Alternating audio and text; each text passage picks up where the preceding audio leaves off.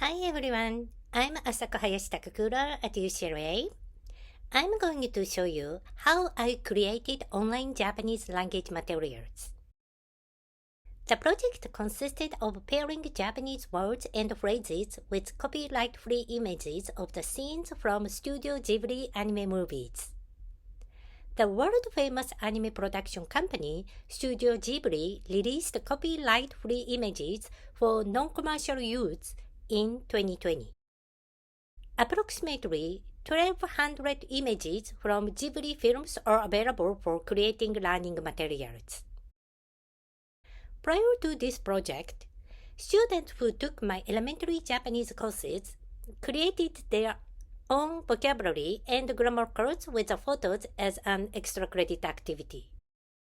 I obtained content to use their materials for my future study. However, because I couldn't use their original works for this project, I wrote all the captions and collected the photos from the original source. Then, I sorted photo files by the photos to correspond with our new curriculum for the 2021-2022 academic year.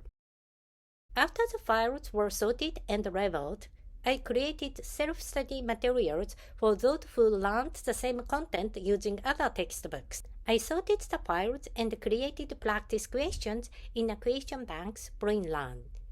It is Canvas platform. All the questions are shareable by exporting XML files. This video shows how I transferred over 1,000 questions I made in a Moodle to a Canvas-based learning management system, BrainLearn, and recreated new online practice items with photo files. First, I'm going to share how to make quiz items with XML format. In order to make online quizzes or tests, you may want to make many questions for the practice. Previous research suggests we need at least 4 times more practice questions than randomly assigned questions in a test. Recent LMS platforms, such as Moodle and Canvas, have many modes of questions: multiple choices, matching, and multiple tasks. You can copy and paste to create similar practice items at once with the spreadsheets. Google Spreadsheet has many functions and add-ons. For example, UCLA HumTech developed an excellent system called Question Bank Quick Builder (QBQB) for creating digital assessment quickly. I used QBQB to recreate and change question items while exporting them from Moodle to Canvas. If you have more than 100 questions in your question bank, labeling and sorting is very important. I used keywords like hashtags on the social medias and put them as question names. When you create syllabus, you probably decide grading criteria and evaluation method before you make quizzes and tests. For language courses, we consider the ratio of the 4 language skills: listening, speaking, writing, and reading. The evaluation method geared toward more open-ended types questions when the student's language proficiency improves. For example, Japanese 1, first course of the elementary level, has more weight on the vocabulary and the characters, hiragana, katakana, kanji, and gradually increases more open-end writing questions. Multiple choice questions are good practice materials for simply requiring students' memorization. After they practice with those practice questions, they can synthesize their linguistic knowledge to do more complicated tasks. Therefore, it is important to provide good multiple choice questions for not only evaluating their language proficiency, but also for reinforcing correct usage of words and phrases. I share the difference between the closed-end and open-end questions for evaluation. It takes more time to make multiple choice questions than to make open-end questions. However, it takes much less time to grade multiple choice questions than to grade open-end questions. Making multiple choice questions require professional skills. However, anyone can grade those questions. If you don't know how to make good multiple choice questions, the quiz item is not useful for learners. This is a bad example I found in the internet.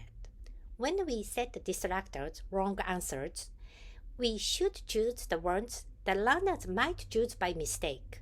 For this question, distractor could be you, him, or the. Like the words students already knew, though the correct answer is A. Anyone can make open-ended questions, but grading those questions require professional knowledge and skills. If you are teaching a course with multiple instructors, open-ended questions could increase more workload to you and your co-instructors like TA, unless you have very specific grading instructions for each question. Therefore, I created closed answer questions such as multiple choice questions for the elementary Japanese courses at UCLA to reduce teaching assistants' workload. When I created multiple choice questions, I used error analysis. For example, I had a student write sample sentences in a chat of the Zoom class. Their writing was saved and analyzed their grammatical mistakes and used them for the distractor of some multiple choice questions. At the very beginning, matching questions may be more useful as a student's linguistic knowledge is limited. However, you should give practice questions prior to the test because some students are not familiar with this type of the questions. For kanji quizzes, selecting the correct character or simply match the kanji and its yomigana is not ideal for evaluating their writing skills. These questions are so-called multiple task questions. Students are required to select corresponding hiragana to kanji and fill in a blank in a sentence. When you decide what type of questions you make, set up the spreadsheet and write questions and answers in each column. If you made questions on the Word or other applications, simply copy and paste them. As I mentioned earlier, sorting questions in question banks is very important. For UCLA instructors, a new LMS Brain is easier to create and move and copy items to multiple banks easily. If you already have many questions in one bank, such as title of the course, you should divide them into categories before you export them from CCLE to BrainLearn. From now on, I will show you how I transferred files and old Moodle-based LMS CCLE to a new Canvas-based LMS BrainLearn. First, from CCLE, I exported the question bank with Moodle XML format. Then, I upload it to my Google Drive, open question bank quick builder spreadsheet, and import the XML file to it. It is important that you open QBQB and make sure the category before importing XML files. Then, export it to the Canvas format. It will be zip format. Then, open BrainLearn, click Import Existing Content, and choose QTI zip file, and select the file from your hard disk and import it. When current job is complete, go to Quiz and click 3 dots, and click Manage Question Banks. Your most recent imported question bank is no name in the question banks. Change the name as the original name of the question bank manually. Most multiple choice questions and matting that has fewer than 6 choices automatically transferred from CCLE to BrainLearn successfully. However, audio and photo files are not attached to the questions. You need to insert them to the questions manually after importing to the BrainLearn. As of August 2022, there is no way to insert photo and audio files attached to the previous questions in CCLE automatically to the Brain Learn. You might want to gather the photo files and record as the name of the original question before editing the questions in Brain Learn. From now on, I'm going to share how I made my project. I sorted about 250 photo files by the chapters of the textbook that we used at UCLA. In the folder, the name of each file has chapter, grammar items, and a brief description. Inserting a photo to the question is simple.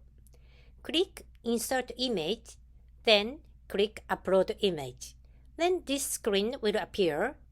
You can drag the file from your folder.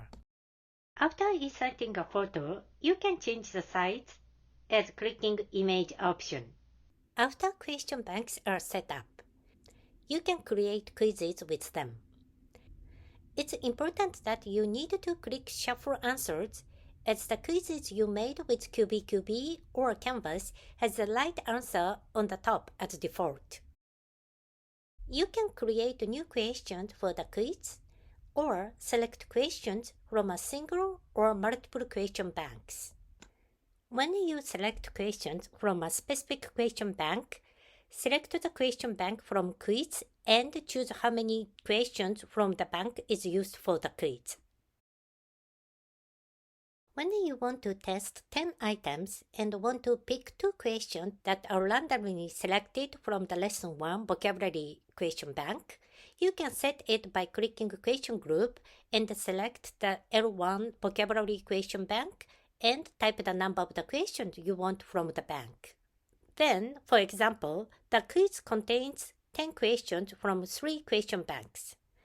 Those 10 questions are randomly selected. From student's view, the quiz looks like this. You can set up all the questions in one page, or each question appears individually. I recommend questions with a large audio or movie file should appear one by one. Thank you for watching. I hope this video will be helpful. I'd like to give the special thanks to my students in elementary modern Japanese courses, Japanese 1, 2, and 3 in the 2020 and 2021 and 2021 and 2022 school years at UCLA.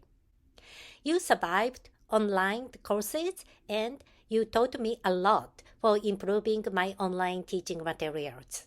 And biggest appreciation goes to beloved my daughter and an excellent technical assistant, Mimi Maria Takakura.